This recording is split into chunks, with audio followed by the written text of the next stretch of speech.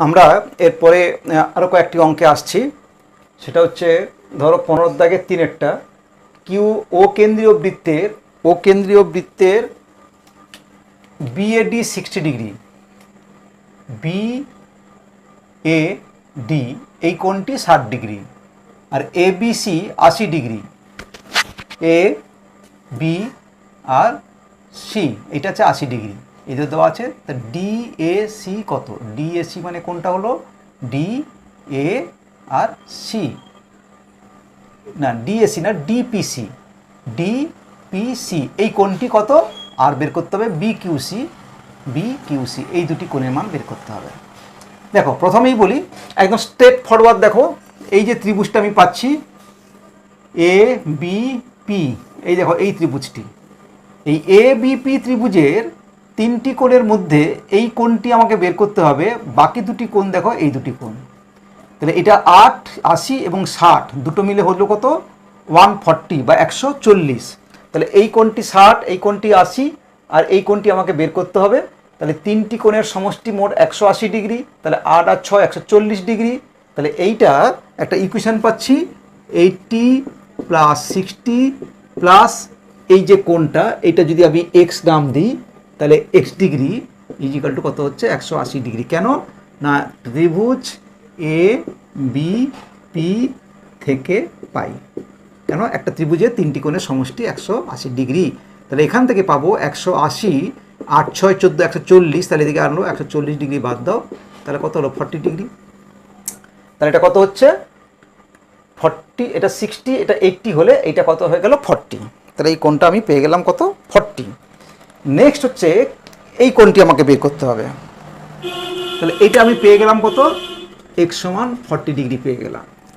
এখন এই কোণটি দেখো, এই কোণটি কি করে বের করব কিউ, এই কিউ কোণটি বের করার আগে দেখো এই যে 60 ডিগ্রি কোণটা আছে, এই 60 ডিগ্রি কোণের এই যে বৃত্তস্থ চতুর্ভুজ, এই যে বৃত্তস্থ চতুর্ভুজটি আছে, এই বৃত্তস্থ চতুর্ভুজে দেখো এই কোণটি এটার বহিস্থ কোণ, এই যে এই চতুর্ভুজের এইটার থেকে বহিস্থ কোণ, এবং এই বহিস্থ কোণটি কত হবে বৃত্তস্থ 60 ডিগ্রি উল্টো দিকের কোণের সঙ্গে সমান হবে। তাহলে এটা কত হয়ে গেল 60 ডিগ্রি।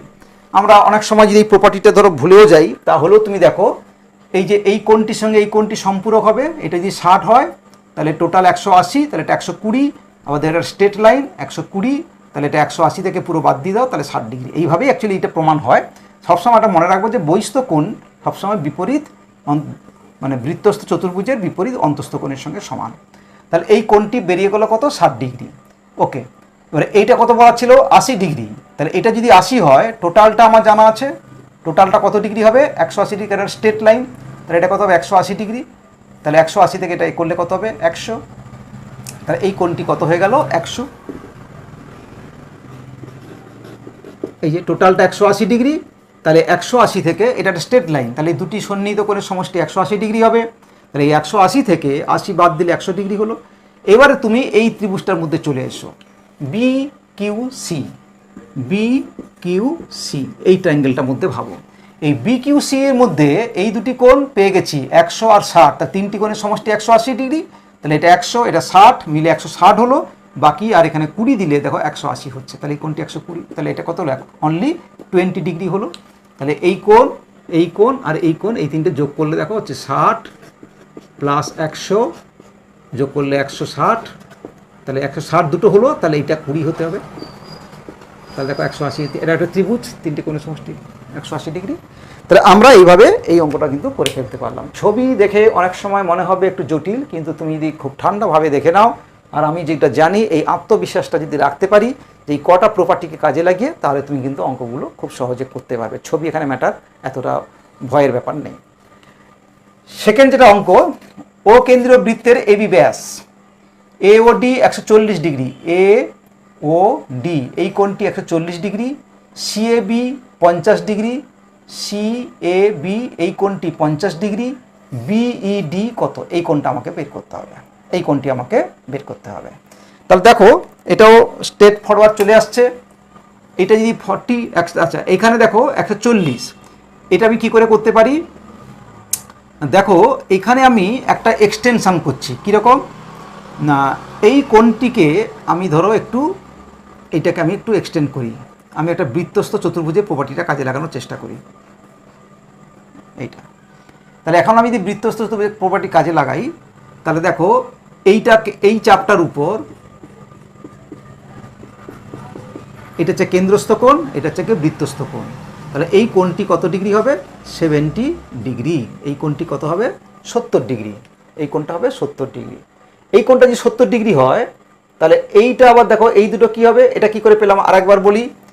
এই যে বৃত্তচাপটির উপর এই দুটোকে যোগ করে দেখো, এটা কেন্দ্রস্থ কোণ, আর এইটাকে যোগ করলাম যেটা এক্সটেনশন করলাম এক্সট্রা, এটা হচ্ছে কি বৃত্তস্থ কোণ। তাহলে বৃত্তস্থ কোণ কেন্দ্রস্থ কোণের অর্ধেক, তাহলে এটা যদি 140 হয়, এটা তাহলে 70 হবে। এইবারে দেখো এটাকে আমি নাম দিচ্ছি ধরো এফ। তাহলে দেখো A F D C, A F D C, এই যে বৃত্তস্থ চতুর্ভুজ, তাহলে এই 70-এর সঙ্গে দেখো এই কোণের সম্পর্ক আছে। কেন? এরা সম্পূরক, বৃত্তস্থ চতুর্ভুজের বিপরীত কোণ সম্পূরক হবে। তাই এটা যদি 70 হয়, তাহলে এটাও দেখো দুটো মিলে 180, তাহলে এটা হবে কত? 110। এটা কত হলো? 110। এই লাল কালি দিয়ে যেগুলো লিখছি, বুঝতে হবে এটা আমি অঙ্ক করতে করতে ইমিডিয়েট বেরোচ্ছে। এইগুলো বুঝে লিখে নোট করে এবারে এগুলোকে একটু ফর্মালি লেখা। এবার অবজেক্টিভের ক্ষেত্রে মূলত খুব সংক্ষেপে লিখলেই হয়। তাহলে এটা 110 হয়ে গেল। এইবার তুমি এই ট্রায়াঙ্গেলটা কথা ভাবো, এ ই সি, এ ই সি, এই ট্রায়াঙ্গেলটা কথা ভাবো। এই তিনটি কোণের সমষ্টি কত হবে? 100। তাহলে এটা 50, এটা 110, আর এই এই অ্যাঙ্গেলটায় তিনটে মিলে 180 হবে। তাহলে 50 আর 110 করে কত হলো? 160। তাহলে 160 যদি হয়, 180 থেকে 160 বাদ দিলে এটা কত হয়ে গেল? 20। সরি, তাহলে এটা কত হলো? 20 কোণ। তাহলে 50 and 110, 160, আর এই কোণটি নিয়ে 180 হবে। তাহলে 180 থেকে 160 বাদ দাও, তাহলে এটা 20 ডিগ্রি বেরিয়ে গেল। নেক্সট দেখো, এই যে দুটো অঙ্ক আমি রেখেছি, যে দুটো অঙ্ক দিয়ে আমি তোমাদের এই ক্লাসগুলো শেষ করব। এতক্ষণ সবগুলো ডায়াগ্রাম তোমাকে এঁকে দেওয়া হয়েছে, আমরা আঁকা ডায়াগ্রামের উপর কাজগুলো করলাম। এবারে তোমাদের ডায়াগ্রাম কি করে আঁকতে হয় অঙ্কগুলো পড়ে পড়ে, সেটাও একটু আমাদের প্র্যাকটিস করি। এই দুটো অঙ্ক করে আমরা শেষ করব। তা দেখো এখানে একটা অঙ্ক বলা হয়েছে যে এবিসিডি বৃত্তস্থ চতুর্ভুজের এবি বাহুকে এক্স পর্যন্ত বর্ধিত করা হলো। তাহলে আমরা একটা ছবি আঁকবো, আগে বুঝে বুঝে ছবিগুলো আমরা আঁকি। কী করে ছবিগুলো আমরা আঁকবো দেখো, জ্যামিতিতে কিন্তু বুঝে ছবি আঁকা একটা বড় ভাইটাল পয়েন্ট। এবিসিডি বৃত্তস্থ চতুর্ভুজ, যখন এই বৃত্তস্থ চতুর্ভুজ বলবে, আমরা একটা কি করব, আগে একটা বৃত্ত এঁকে নেব, তার উপরে তুমি একটা যে কোনো একটা তুমি ছবি এঁকে নাও।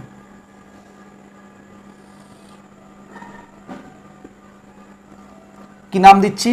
A B C D. এই এবিসিডি বৃত্তস্থ চতুর্ভুজের এবি বাহুকে এক্স পর্যন্ত এক্সটেন্ড করা হচ্ছে। এবি বাহুকে এক্স পর্যন্ত আমি এক্সটেন্ড করলাম। এই এবি বাহুটাকে স্ট্রেট লাইন করে আমি স্কেল বসিয়ে করে নেব ওটা। এবারে X BC 82 degree, X BC এই কোণটি 82 ডিগ্রি বলা আছে। আর এডিবি 47 ডিগ্রি, এডিবি এই কোণটা। তাহলে এটা আমাকে একটা মাঝখানে একটা রেখা যোগ করতে হবে। এ ডি বি বলেছে, তার মানে কোনটা এইখানে তৈরি হচ্ছে, এটা যোগ করতে হবে। এটা কত বলা আছে? 47 ডিগ্রি এটা বলা আছে। তাহলে বিএসি এর মানটা আমাকে বের করতে হবে। বিএসি মানে কোনটা? বিএসি, তার মানে এইটাকে একটা যোগ করে দাও, বিএসি। এইভাবে ছবিগুলো আঁকতে হয়। যখন আমাকে বলছে বিএসি, তার মানে বুঝতে হবে বি এর পরে এখানে কানেকশান নেই, তাহলে কানেকশানটা করে নিতে হবে। এই কোণটা আমাকে বের করতে হবে। কিভাবে করব দেখো, প্রথমত এই যে কোণটা দেওয়া আছে, দেখো এ বি সি ডি বৃত্তস্থ চতুর্ভুজের এই বাহুটাকে এক্সটেন্ড করা হয়েছে। তাহলে এটাকে আমি বলতে পারি কি? বহিস্থ কোণ। তাহলে এই বহিস্থ কোণটা ঠিক বৃত্তস্থ চতুর্ভুজের তার উল্টো দিকে বিপরীত এই কোণটির সঙ্গে সমান হবে। এই পুরোটা, শুধু এইটুকু নয়, এই পুরোটার সঙ্গে সমান হবে। তাহলে টোটালটা কত হলো? এ ডি সি কত হলো? 82 ডিগ্রি। কারণ বহিস্থ কোণ সমান বিপরীত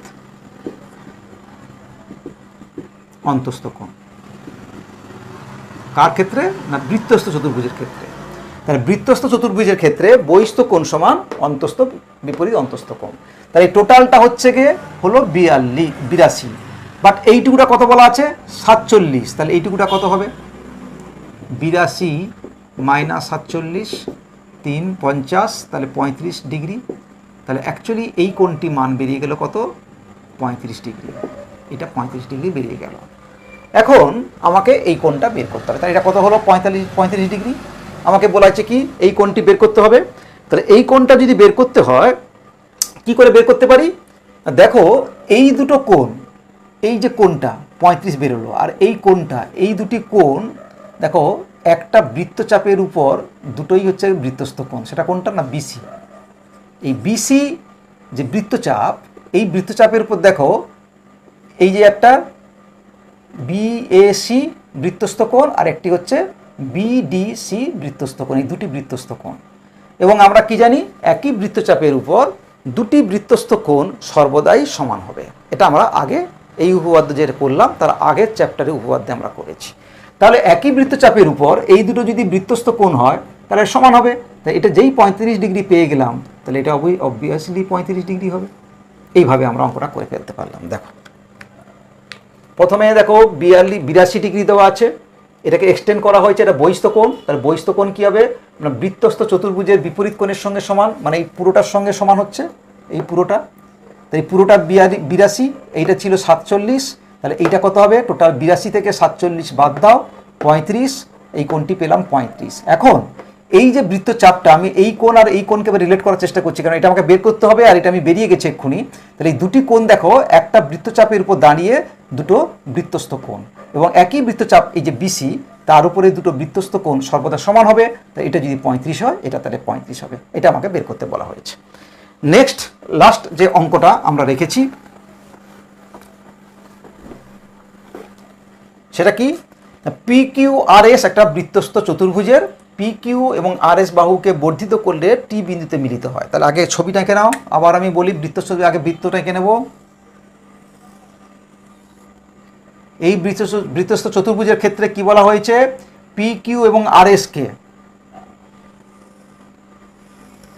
আমি একটু ছবিটা আগে আইডিয়া করে এঁকে নিতে হবে, এমনভাবে আঁকতে হবে যাতে করে দুটো বাহুকে বাড়ালে আমার এই ছবির মধ্যে একটা বিন্দুতে মিলিত হয়। এইভাবে আবার ছবিটা করে নিচ্ছি। এবারে কাকে বাড়ানো হয়েছিল? না দেখো পি কিউ এবং আর এস। তাহলে এটাকে নাম দিই পি কিউ আর এটাকে নাম দিই আর এস। এইভাবে নাম দিচ্ছি কেন? না পি কিউকে এক্সটেন্ড করছি, মানে কি পি থেকে শুরু করে কিউ হয়ে বাড়বে।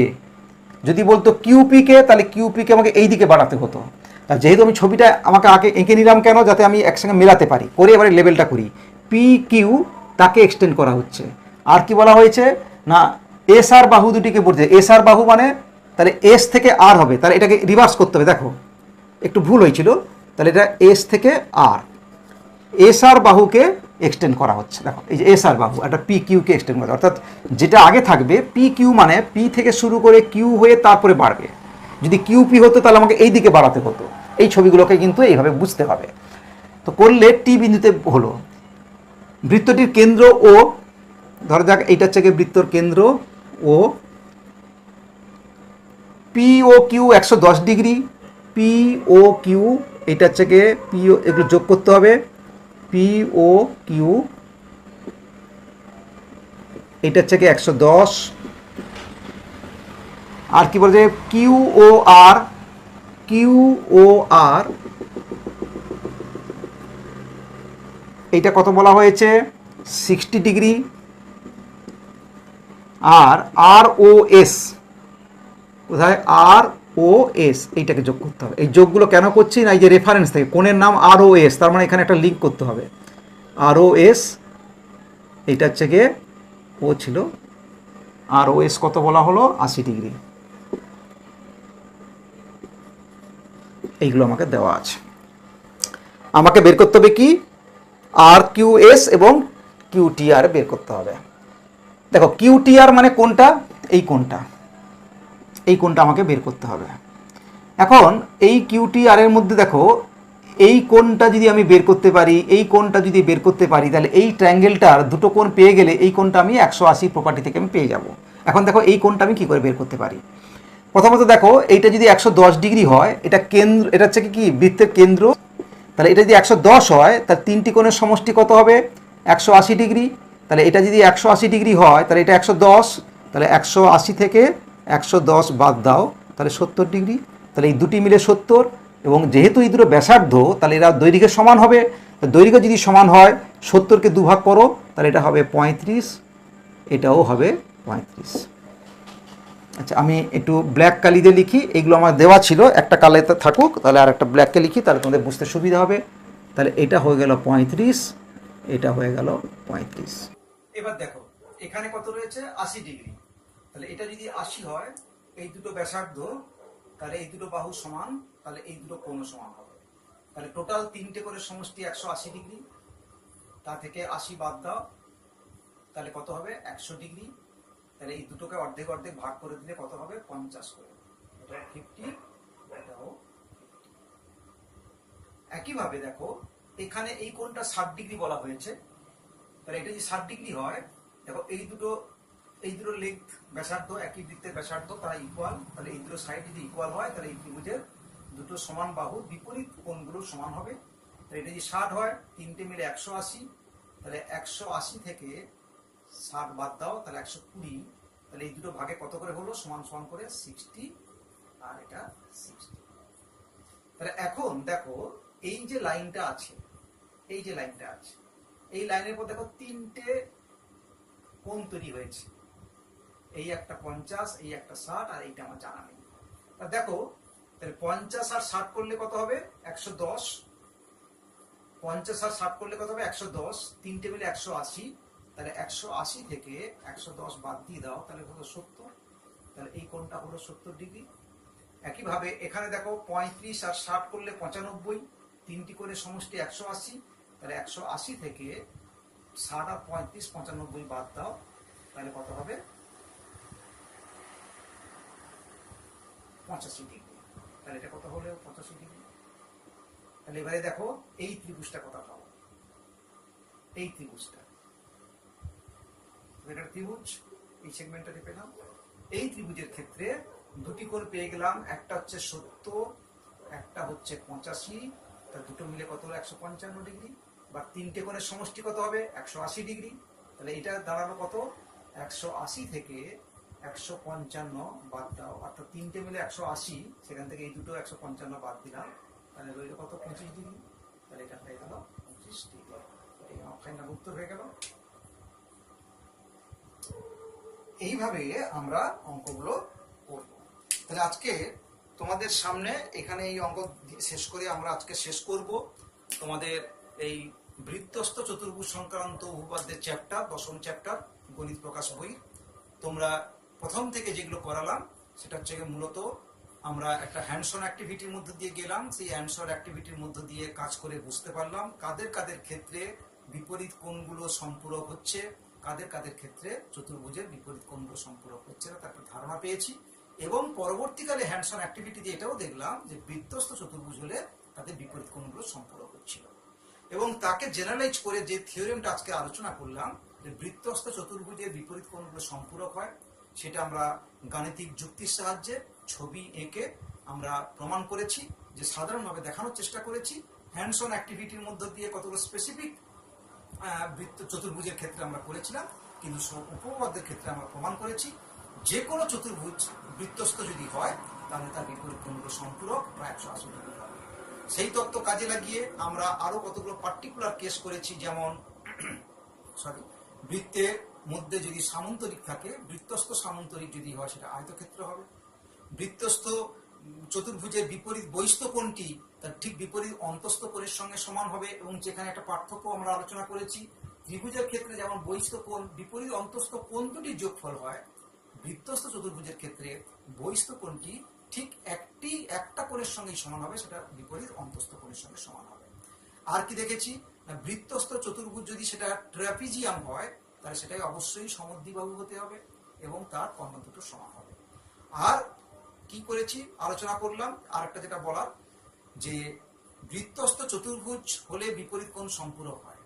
এখন যদি কোনো চতুর্ভুজ পাই যার বিপরীত কোণগুলো যোগ করলে 180 হচ্ছে, অর্থাৎ সম্পূরক হচ্ছে, তাহলে কি আমরা কল্পনা করতে পারি বা একটা সিদ্ধান্তে পৌঁছতে পারি তাহলে তার শীর্ষবিন্দুগুলোকে যোগ করলে একটি বৃত্ত হবে? অবশ্যই। তোমরা দেখবে যে কোনো বৃত্তস্থ চতুর্ভুজের বিপরীত কোণ যেমন সম্পূরক হয়, তেমনি যে কোনো চতুর্ভুজ তুমি যদি দেখো যে বিপরীত কোণগুলোকে যোগ করলে 180 ডিগ্রি বা সম্পূরক হচ্ছে, তাহলে তুমি নিশ্চিত বলতে পারবে যে তাদের শীর্ষবিন্দুগুলো দিয়ে একটি বৃত্ত আঁকা যাবে। ধরো তোমাকে কোথাও কুইজে বলা হলো, যেটা চতুর্ভুজ এঁকে দিয়ে বলা হলো তুমি একটা বৃত্ত আঁকো তো যেটা এই শীর্ষবিন্দুগুলো দিয়ে যাবে। তুমি এখন অনেকভাবে চেষ্টা করবে, এই হচ্ছে না সেই হচ্ছে না, পাজিল হয়ে যাচ্ছ, কিন্তু তোমার কাছে এই তত্ত্বটা থাকবো, এইগুলো কাজে লাগাতে হবে বাস্তবে। যে আমি দেখে নিলাম যে কোনগুলো মেপে দেখি তো আগে বিপরীত কোনগুলো বৃত্তস্থ হয় কিনা, মানে সম্পূরক হয় কিনা। যদি সম্পূরক হয় তাহলে তুমি ডেফিনিট জানবে যে একটা বৃত্ত আঁকা যাবে, তখন তুমি চেষ্টা করো। আর যদি সম্পূরকই না হয় তাহলে কোনোদিনই বৃত্ত আঁকা যাবে না, অর্থাৎ তুমি যতই চেষ্টা করো না কেন তোমার টাইম নষ্ট হয়ে যাবে, তুমি আলটিমেট সমাধান করতে পারবে না। তো এই কাজগুলো ধারণাগুলো তোমার কাজে লাগাবে।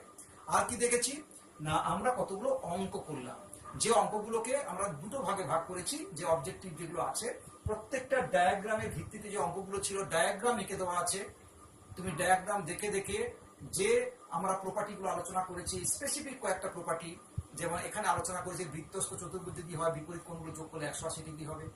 এর আগে আমরা যেগুলো জেনেছি অর্ধবৃত্তস্থ কোণ সমকোণ হবে, বৃত্তস্থ একই বৃত্তচাপের উপর কেন্দ্রস্থ কোণ আর বৃত্তস্থ কোণের সম্পর্ক আমরা জেনেছি যে বৃত্তস্থ কোণ সর্বদাই মানে কেন্দ্রস্থ কোণের অর্ধেক বা কেন্দ্রস্থ কোণ বৃত্তস্থ কোণের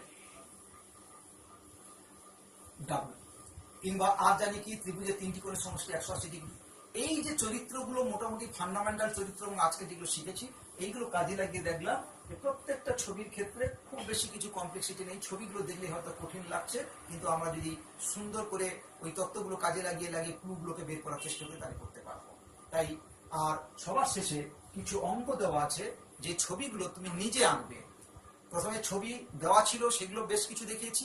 এবারে দেখো অঙ্ক করে দেওয়া, বক্তব্য বলা আছে সেটাকে ছবি আঁকা, এটাও একটা বড় একটা ক্যাপাবিলিটি থাকা চাই, একটা স্কিল থাকা চাই। সেখানেও আমরা দেখলাম যে কি করে ছবি এঁকে করতে পারি।